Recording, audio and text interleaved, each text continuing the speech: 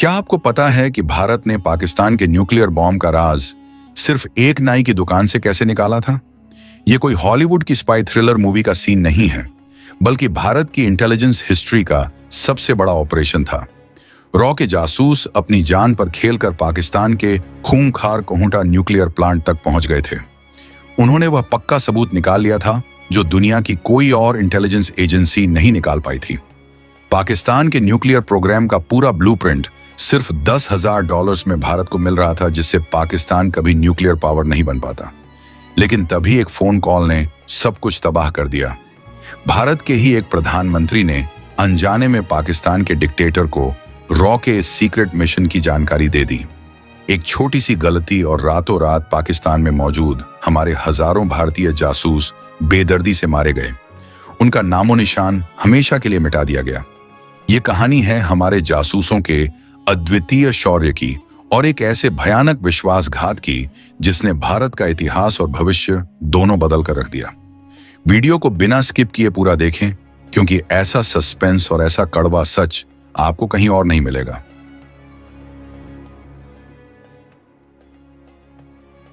कहानी की शुरुआत होती है साल 1974 से, जब भारत ने पोखरण में अपना पहला न्यूक्लियर टेस्ट किया था और पूरी दुनिया को अपनी ताकत का एहसास करा दिया था। भारत की इस कामयाबी ने पाकिस्तान की नींद पूरी तरह से उड़ा दी थी। साल 1971 की जंग में भारत से करारी हार और बांग्लादेश के अलग होने के बाद पाकिस्तान वैसे ही बौखलाया हुआ था। पाकिस्तान के तत्कालीन नेता जुल्फिकार अली भुट्टो ने एक इंटरनेशनल इंटरव्यू में यहां तक कह दिया था कि पाकिस्तानी लोग घास खाएंगे लेकिन अपना न्यूक्लियर बॉम्ब जरूर बनाएंगे। यह सिर्फ एक खोखली धमकी नहीं थी, बल्कि भारत के खिलाफ एक बहुत बड़ी साजिश की शुरुआत थी। पाकिस्तान को किसी भी कीमत पर न्यूक्लियर पावर बनना था, लेकिन उनके पास ना तो टेक्नोलॉजी थी और ना ही इतने पैसे थे। ऐसे में एंट्री होती है एक पाकिस्तानी साइंटिस्ट की, जिसका नाम था एक्यू खान। एक्यू खान उस वक्त नीदरलैंड्स की एक बहुत बड़ी न्यूक्लियर फ्यूल कंपनी में काम कर रहा था, जिसका नाम यूरेनको था। जब एक्यू खान ने भारत के न्यूक्लियर टेस्ट के बारे में सुना, तो उसने तुरंत जुल्फिकार अली भुट्टो को एक सीक्रेट लेटर लिखा और अपनी सर्विसेज ऑफर की। एक्यू खान एक बहुत ही शातिर और चालाक इंसान था। उसने यूरेनको कंपनी के अंदर से यूरेनियम एनरिचमेंट के टॉप सीक्रेट ब्लूप्रिंट्स चुराने शुरू कर दिए। ये ब्लूप्रिंट्स दुनिया के सबसे एडवांस्ड गैस सेंट्रीफ्यूज सिस्टम के थे, जो न्यूक्लियर बॉम्ब बनाने के लिए सबसे ज्यादा जरूरी होते हैं। उसकी इन संदिग्ध हरकतों पर उसके एक डच कोलीग को शक हो गया था। उसने तुरंत डच इंटेलिजेंस और अथॉरिटीज को एक्यू खान के इस एस्पियनाज के बारे में वार्निंग दी। नीदरलैंड्स की इंटेलिजेंस एजेंसी उसे तुरंत अरेस्ट करना चाहती थी, लेकिन यहीं पर इंटरनेशनल पॉलिटिक्स का सबसे गंदा खेल शुरू हुआ। उस समय कोल्ड वॉर का दौर चल रहा था और अमेरिका को सोवियत यूनियन के खिलाफ पाकिस्तान की सख्त जरूरत थी। CIA ने डच अथॉरिटीज को सख्त हिदायत दी कि एक्यू खान को अरेस्ट ना किया जाए, ताकि वह उसके पूरे नेटवर्क को मॉनिटर कर सकें। CIA की इस एक भयानक गलती और डील का फायदा उठाकर एक्यू खान अपनी पत्नी और बच्चों के साथ चुराए हुए न्यूक्लियर ब्लूप्रिंट्स लेकर पाकिस्तान भागने में कामयाब हो गया। पाकिस्तान लौटते ही एक्यू खान को एक नेशनल हीरो का स्टेटस मिल गया और रातों रात वह सबसे ताकतवर साइंटिस्ट बन गया। जुल्फिकार अली भुट्टो ने उसे प्रोजेक्ट 706 का हेड बना दिया, जो पाकिस्तान का top secret nuclear weapons program था। एक्यू खान ने इस्लामाबाद के पास एक बेहद खुफिया और सुरक्षित जगह चुनी, जिसका नाम था कहूटा। कहूटा में खान रिसर्च लैबोरेटरीज का निर्माण शुरू हुआ, जहां यूरेनियम को हथियारों के लिए एनरिच किया जाने लगा। यह जगह इतनी सीक्रेट थी कि वहां परिंदा भी पर नहीं मार सकता था। कहूटा के चारों तरफ एंटी एयरक्राफ्ट गन्स लगी थीं और पाकिस्तानी आर्मी का सख्त पहरा था। दुनिया भर की इंटेलिजेंस एजेंसीज को भनक लग चुकी थी कि पाकिस्तान कुछ बहुत बड़ा और खतरनाक कर रहा है, लेकिन किसी के पास कोई ठोस सबूत नहीं था। CIA और इजराइल की इंटेलिजेंस एजेंसी मोसाद भी कहूटा के अंदर का सच जानने के लिए बेताब थी, लेकिन वह पूरी तरह से नाकाम रही। लेकिन जो काम दुनिया की कोई सुपर पावर नहीं कर पाई, वह काम भारत की खुफिया एजेंसी रॉ ने कर दिखाया। रॉ, जिसे उस वक्त भारत की प्रधानमंत्री इंदिरा गांधी का पूरा सपोर्ट हासिल था, वह अपने सबसे बेहतरीन दौर से गुजर रही थी। रॉ के तत्कालीन चीफ RN काओ जिन्हें मास्टर ऑफ स्पाइज कहा जाता था। उन्होंने अपने सबसे खतरनाक और बेहतरीन एजेंट्स को इस मिशन पर लगाया, जिन्हें काउबॉयज कहा जाता था। काउबॉयज का सिर्फ एक ही मकसद था, किसी भी तरह कहूटा का सच दुनिया के सामने लाना। यह कोई आसान मिशन नहीं था, क्योंकि कहूटा के अंदर घुसना मौत को सीधे दावत देने के बराबर था। वहां पकड़े जाने का मतलब था भयानक टॉर्चर और एक दर्दनाक मौत। लेकिन भारतीय जासूसों के लिए देश की सुरक्षा से बढ़कर कुछ नहीं था। कहूटा फैसिलिटी के अंदर सीधा इन्फिल्ट्रेशन करना लगभग नामुमकिन था। पाकिस्तानी इंटेलिजेंस एजेंसी ISI और पाकिस्तानी आर्मी की पैनी नजर हर एक इंसान पर थी जो उस इलाके के आसपास भी भटकता था। लेकिन रॉ के काउबॉयज ने हार नहीं मानी। जासूसी की दुनिया में जब सीधे रास्ते बंद हो जाते हैं तो दिमाग के दरवाजे खोलने पड़ते हैं। उन्होंने एक ऐसा मास्टर प्लान बनाया जो ग्लोबल इंटेलिजेंस हिस्ट्री में हमेशा के लिए अमर हो गया। रॉ ने बहुत ही गुपचुप तरीके से ऑपरेशन कहूटा लॉन्च किया। रॉ के अंडरकवर एजेंट्स ने कहूटा प्लांट के आसपास के इलाकों की बहुत ही बारीकी से रेकी करनी शुरू कर दी। कई दिनों की कड़ी निगरानी के बाद उन्होंने नोटिस किया कि कहूटा में काम करने वाले टॉप न्यूक्लियर साइंटिस्ट और इंजीनियर्स प्लांट के बाहर मौजूद एक छोटी सी नाई की दुकान यानी बार्बर शॉप पर अपने बाल कटवाने आते हैं। यह एक बहुत ही छोटी सी डिटेल थी जिसे कोई भी आम इंसान नजरअंदाज कर देता, लेकिन एक ट्रेंड स्पाई का दिमाग अलग तरीके से काम करता है। यहीं से रॉ के एजेंट्स को एक ब्रिलियंट आइडिया आया। उनका प्लान था कि अगर वह उन साइंटिस्ट्स के कटे हुए बालों के सैंपल्स हासिल कर लें तो लैबोरेटरी टेस्टिंग से यह आसानी से पता लगाया जा सकता है कि वह साइंटिस्ट्स किस तरह की केमिकल्स या रेडिएशन के संपर्क में आ रहे हैं। रॉ के एक एजेंट ने अपनी जान की बाजी लगाकर उस बार्बर शॉप के स्टाफ से कांटेक्ट बनाया। बहुत ही चालाकी से, बिना किसी को शक हुए, उस एजेंट ने नाई की दुकान के फर्श से वैज्ञानिकों के कटे हुए बालों के सैंपल इकट्ठे किए। ये सैंपल एक बहुत ही सिक्योर और कवर तरीके से बॉर्डर पार कराकर भारत लाए गए। यह कोई छोटी कामयाबी नहीं थी, बल्कि दुश्मन की नाक के नीचे से सबसे बड़ा सबूत चुराने जैसा था। भारत आते ही इन बालों के सैंपल्स को तुरंत बार्क यानी भाभा एटॉमिक रिसर्च सेंटर भेजा गया। बार्क के साइंटिस्ट ने जब इन बालों को इरेडिएट किया और उनकी केमिकल कॉम्पोजिशन चेक की तो जो रिजल्ट निकलकर सामने आया उसने भारत सरकार और इंटेलिजेंस कम्युनिटी की नींद उड़ा दी। उन बालों में हाई रेडिएशन और बॉम्ब ग्रेड यूरेनियम के पक्के ट्रेसेस मिले थे। यह इस बात का 100% सॉलिड प्रूफ था कि पाकिस्तान सिर्फ बिजली बनाने के लिए न्यूक्लियर पावर यूज नहीं कर रहा है, बल्कि वह पूरी तरह से वेपन्स ग्रेड यूरेनियम एनरिच कर चुका है। यह रॉ की एक बहुत बड़ी जीत थी।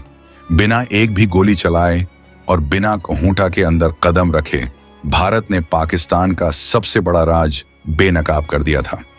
इस इंटेलिजेंस ब्रेक थ्रू के बाद रॉ का कॉन्फिडेंस आसमान छूने लगा था।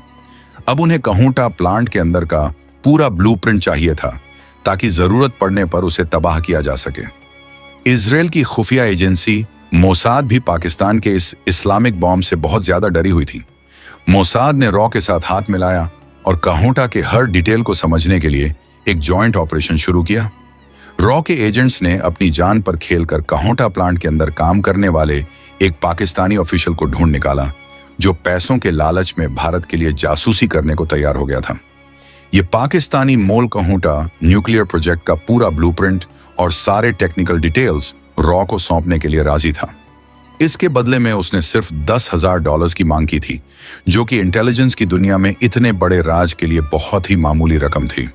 रॉ के ऑफिसर्स खुशी से झूम उठे क्योंकि अब पाकिस्तान का न्यूक्लियर प्रोग्राम पूरी तरह से उनके हाथों में आने वाला था। लेकिन प्रोटोकॉल के हिसाब से किसी भी फॉरेन करेंसी में इतनी बड़ी रिश्वत देने के लिए देश के प्रधानमंत्री की इजाजत लेना बहुत जरूरी था। रॉ ने ब्लूप्रिंट खरीदने की पूरी तैयारी कर ली थी और उन्हें सिर्फ प्राइम मिनिस्टर के अप्रूवल का इंतजार था। लेकिन तभी भारत की राजनीति में एक ऐसा भयानक भूचाल आया जिसने सब कुछ पलट कर रख दिया।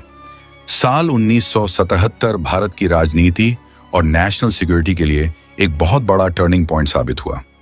इमरजेंसी के बाद हुए इलेक्शंस में इंदिरा गांधी चुनाव हार गईं और उनकी सरकार गिर गई। जनता पार्टी सत्ता में आई और मोरारजी देसाई भारत के नए प्रधानमंत्री बने। मोरारजी देसाई एक बहुत ही सख्त मिजाज और बिल्कुल अलग विचारधारा वाले नेता थे। उनका मानना था कि रॉ कोई नेशनल सिक्योरिटी एजेंसी नहीं है, बल्कि वह सिर्फ इंदिरा गांधी की प्राइवेट आर्मी है, जिसका इस्तेमाल वह अपने पॉलिटिकल अपोनेंट्स की जासूसी करने और उन्हें दबाने के लिए करती थी। इसी गलत फहमी और राजनीतिक दुश्मनी की वजह से मोरारजी देसाई रॉ से सख्त नफरत करते थे। प्रधानमंत्री की कुर्सी पर बैठते ही मोरारजी देसाई ने रॉ पर लगाम कसनी शुरू कर दी। उन्होंने बिना सोचे समझे रॉ का बजट 30% तक काट दिया। रॉ के कई इंपॉर्टेंट ऑपरेशंस को तुरंत रोक दिया गया और एजेंसी के इंफॉर्मेशन डिवीजन को हमेशा के लिए बंद कर दिया गया। रॉ के फाउंडर और लेजेंडरी स्पाई मास्टर आर.एन. काओ इस रवैये से इतने ज्यादा आहत हुए कि उन्होंने यह कहते हुए अपने पद से इस्तीफा दे दिया कि जब प्रधानमंत्री को ही अपनी इंटेलिजेंस एजेंसी पर भरोसा नहीं है तो काम करने का कोई मतलब नहीं है। आर.एन. काओ के जाने के बाद रॉ की कमान के शंकरन नायर को दी गई, लेकिन देसाई ने उन्हें भी काम नहीं करने दिया, जिसके बाद उन्होंने भी दुखी होकर इस्तीफा दे दिया। रॉ, जो कि दुनिया की सबसे बेहतरीन इंटेलिजेंस एजेंसीज में से एक बन चुकी थी, अब अपने ही देश की गंदी पॉलिटिक्स का शिकार हो रही थी। उधर पाकिस्तान में रॉ का वह एजेंट ब्लूप्रिंट लेकर तैयार खड़ा था और अपने $10,000 का बेसब्री से इंतजार कर रहा था। रॉ के नए चीफ एनएफ संतूक ने प्रधानमंत्री मोरारजी देसाई से मुलाकात की। उन्होंने देसाई को ऑपरेशन काहुता की पूरी डिटेल दी और बताया कि हमारे पास पक्के सबूत हैं कि पाकिस्तान न्यूक्लियर बम बना रहा है। संतूक ने ब्लूप्रिंट खरीदने के लिए $10,000 रिलीज करने की परमिशन मांगी, लेकिन मोरारजी देसाई का जवाब सुनकर रॉ के ऑफिसर्स के पैरों तले जमीन खिसक गई। देसाई ने साफ तौर पर यह पैसा देने से मना कर दिया। उन्होंने एक अजीब सा तर्क दिया कि किसी दूसरे देश के अंदरूनी मामलों में दखल देना या वहां जासूसी करना उनके गांधीयन प्रिंसिपल्स के बिल्कुल खिलाफ है। उनका मानना था कि पड़ोसियों के साथ सच्चाई और ईमानदारी से पेश आना चाहिए, चाहे वह हमारे कट्टर दुश्मन ही क्यों ना हो। रॉ ऑफिसर्स ने उन्हें बहुत समझाया कि यह नेशनल सिक्योरिटी का सवाल है और अगर पाकिस्तान ने बॉम्ब बना लिया तो भारत के अस्तित्व के लिए बहुत बड़ा खतरा पैदा हो जाएगा। लेकिन देसाई अपनी जिद पर अड़े रहे और उन्होंने ब्लूप्रिंट खरीदने का वह सुनहरा मौका हमेशा के लिए ठुकरा दिया। बात सिर्फ यहीं खत्म नहीं हुई। इजराइल ने भारत को एक बहुत ही सीक्रेट ऑफर भी दिया था। इजराइल अपने फाइटर जेट्स के जरिए कहूटा प्लांट पर एयर स्ट्राइक करके उसे हमेशा के लिए तबाह करना चाहता था। इजराइल को सिर्फ अपने प्लेन्स रिफ्यूल करने के लिए भारत में एक एयरबेस की जरूरत थी, लेकिन मोरारजी देसाई ने इजरायली लीडर के साथ एक सीक्रेट मीटिंग में इस ऑफर को भी ठुकरा दिया और इजराइल को रिफ्यूलिंग फैसिलिटी देने से साफ मना कर दिया। एक के बाद एक लिए गए इन फैसलों से भारत ने पाकिस्तान के न्यूक्लियर प्रोग्राम को रोकने के सारे मौके गंवा दिए। देसाई के खोखले आदर्श भारत की सुरक्षा पर भारी पड़ रहे थे, लेकिन बर्बादी की असली कहानी तो अभी शुरू होनी बाकी थी। भारत की इंटेलिजेंस एजेंसी रॉ के हाथ पूरी तरह से बंधे हुए थे, लेकिन पाकिस्तान में मौजूद उनके जासूस अभी भी अपनी जान जोखिम में डालकर देश के लिए इंटेलिजेंस गैदर कर रहे थे। वह बिना किसी सपोर्ट के दुश्मन की मान में बैठे थे। इसी बीच मोरारजी देसाई और पाकिस्तान के मिलिट्री डिक्टेटर जनरल जिया-उल हक के बीच एक अजीब सा दोस्ताना रिश्ता बन गया था। जिया-उल हक एक बहुत ही चालाक इंसान था और उसे अच्छी तरह पता था कि मोरारजी देसाई की कमजोरियां क्या हैं और उन्हें कैसे हैंडल करना है। जिया-उल हक अक्सर मोरारजी देसाई को डिप्लोमेटिक फोन कॉल्स करता था। वह बहुत ही मीठी मीठी बातें करता था और देसाई को खुश रखने के लिए उनसे यूराइन थेरेपी यानी स्वमूत्र चिकित्सा के फायदे पूछता था। जिया बहुत ही चापलूसी से पूछता था कि एक्सेलेंसी दिन में कितनी बार यूराइन पीना चाहिए, या फिर एक्सेलेंसी क्या सुबह का पहला यूराइन पीना जरूरी है। मोरारजी देसाई इन बातों से इतने ज्यादा इंप्रेस हो जाते थे कि उन्हें लगता था जिया-उल हक सच में उनका बहुत सम्मान करता है और एक बहुत ही अच्छा इंसान है। जिया-उल हक की इस डिप्लोमेटिक कोटाविंग और चापलूसी ने देसाई को पूरी तरह से अंधा कर दिया था और इसी अंधे विश्वास में एक दिन मोरारजी देसाई ने वह भयानक गलती कर दी जिसकी कल्पना किसी ने अपने सबसे बुरे सपने में भी नहीं की थी। एक रेगुलर फोन कॉल के दौरान जब जिया-उल हक उनसे मीठी मीठी बातें कर रहा था तो देसाई ने बातों ही बातों में उसे बता दिया कि भारत की सरकार जानती है कि तुम कहूटा में चोरी छुपे न्यूक्लियर बॉम्ब बना रहे हो। यह सुनते ही जिया-उल हक के होश उड़ गए, लेकिन देसाई यहीं नहीं रुके। उन्होंने अपनी महानता और सच्चाई साबित करने के चक्कर में यह भी हिंट दे दिया कि हमारी इंटेलिजेंस एजेंसी रॉ के लोग वहां मौजूद हैं और उन्हें सब पता है कि कहूटा में क्या चल रहा है।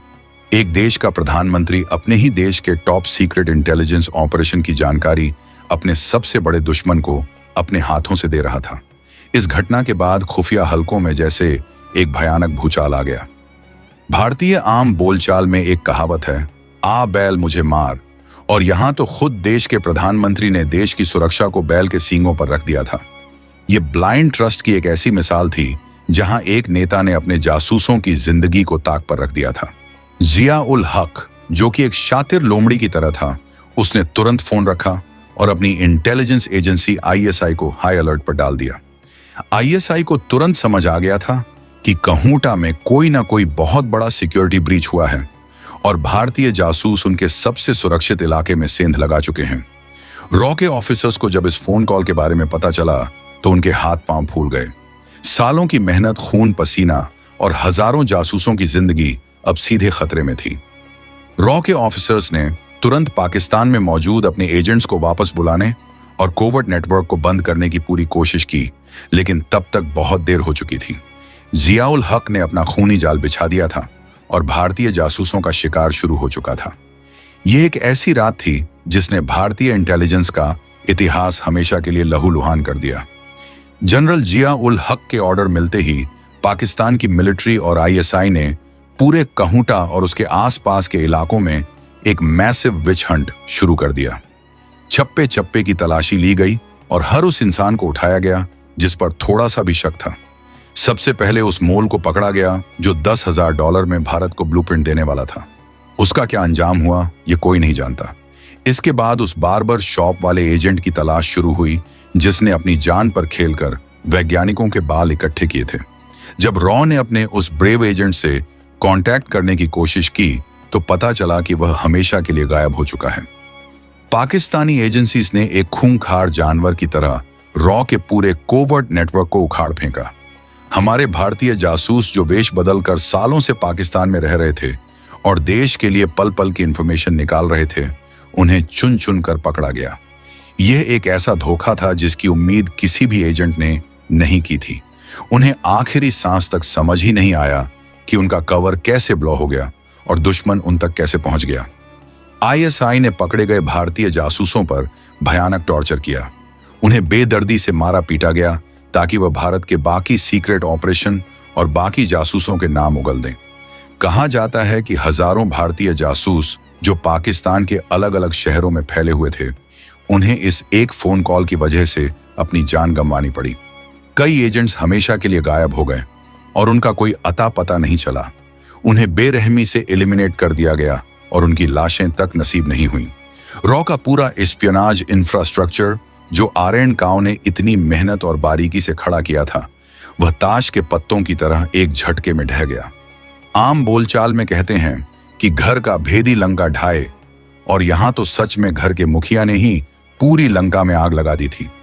जासूसों की दुनिया में गद्दारी या विश्वासघात सबसे बड़ा अपराध माना जाता है, लेकिन जब धोखा दुश्मन से नहीं बल्कि अपने ही देश के सर्वोच्च नेता से मिले तो उसका दर्द शब्दों में बयान नहीं किया जा सकता। दिल्ली में बैठे रॉ के ऑफिसर्स खून के घूंट पीकर रह गए। वह अपने बहादुर साथियों को बेमौत मरते हुए देखने के अलावा कुछ नहीं कर सकते थे, क्योंकि उन्हें सरकार का कोई सपोर्ट हासिल नहीं था। इस एक घटना ने भारतीय इंटेलिजेंस को दशकों पीछे धकेल दिया। पाकिस्तान में रॉ की आंखें और कान पूरी तरह से कट चुके थे। जासूसों का मनोबल पूरी तरह से टूट चुका था, क्योंकि जिस देश के लिए वह अपनी जान दे रहे थे, उसी देश की पॉलिटिक्स ने उन्हें बलि का बकरा बना दिया था।